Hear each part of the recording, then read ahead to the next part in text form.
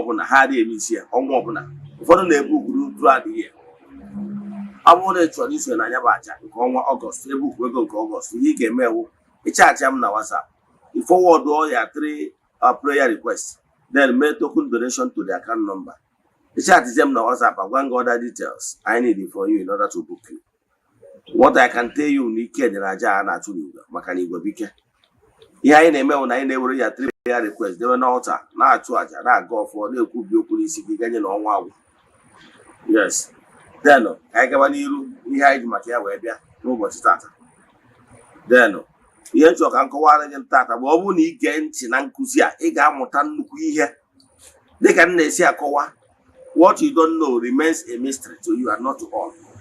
Maka na ihe mmadụ amarọ karịrị mana ị gee ntị taa ndị Igbo na-atụ ilu si na ihe mmadụ nụrụ ọnụ okenye ka o ji akọ akụkọ okenye. Akọwago m ụbọchị mbụ kọwara gị ihe gbasara arụsị na ịkpọrụ afọ ya n'isi bụ alụ kwụsị. Yes. Then tata chọche ka nkọwara gbasara arụsị apụ nnukwute iche gbasara ihe eji na nchagbu a na-akpọ ihe eji na nchagbu dị n'Uguchi tubọọdụ na temple. Gee ntị ma gee ntị nke ọma ihe a wee unique lecture ịmanụ ya anywhere. Yes. Ọ ihe ịnụta taa ka ị ga-eji wee na-akọ akụkọ gosiri na ịghọtara ihe ọdịnala Igbo na etu how things work. So ihe ị ga-eme imetụ aka na share button gwa nwanne gị na nwanna gị na ọ bụrụ na ị na-esonyere anyị na social media platforms.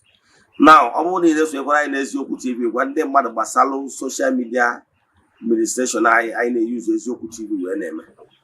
However, ọ bụrụ na enwere any reason na ị na-awọchị anyị site na Eziokwu TV ọ bụrụ na ndị NEPA were ọkụ gị yes ma ọ bụ na isonyere na nkụzi a mgbe e bidoro ya ịchọọ ịwọchị nkụzi ọbụla ị nụrụ na Eziokwu TV ịwọchịkwa ya ọzọ jee na my personal YouTube channel na-akpọrọ Ogbuefi Eze-Ana Ugochi Tubelu na Oraifite na ọ dị na YouTube.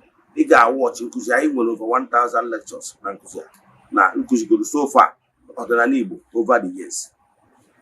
Before anyị gaba n'iru ọkwa dị mkpa dịka na ịchọrọ isonye na ya ma ọ bụrụ nwere ajụjụ ị nwere ma ọ bụrụ ịchọrọ ka agbaala gị afa miri emi chaatị m na WhatsApp 0805 7837672.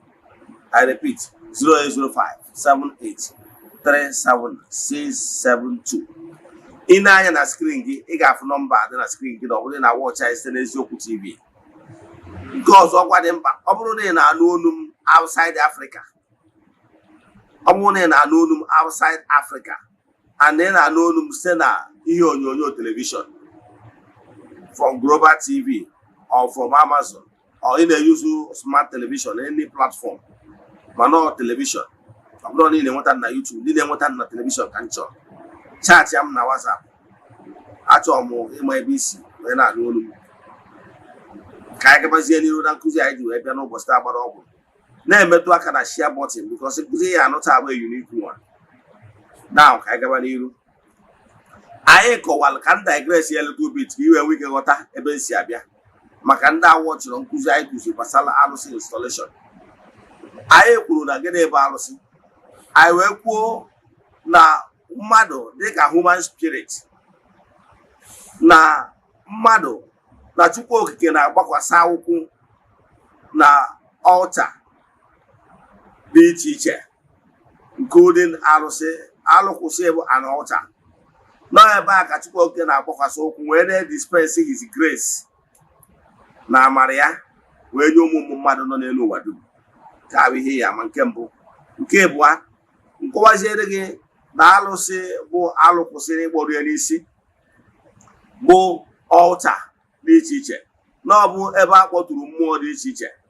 Wee gwakwa gị na mmadụ ekere eke onye ahọpụtara maka ime nke a na ndị nwere ikike n'ime nke a nwere authority ịkpọtụ mmụọ wee wube altar the same way ya fada gị yes ya priest si sena na ọkpụkpọ oku agbọrọ ya o wee kwubie okwu wee kpọtuo Chukwu gị etu isi wee believe na Jizọs maka na ana m respect nke onye believe na ya wee kpọtuo okwuchọ okwu wee si na ya kpọtuo Jizọs gị na Blessed Sacrament bido na-esegburu ya site n'isegburu ya o buru ya na chalice na communion plate ma ọ bụ na o tinye na chalice ma ọ bụrụ o buru ya communion plate bunye ya elu ọ na-esegburu ya o buru ya mechaa bụrụ ya na communion plate gaa tinye na tabernacle ma ọ bụ na o tinye na chapel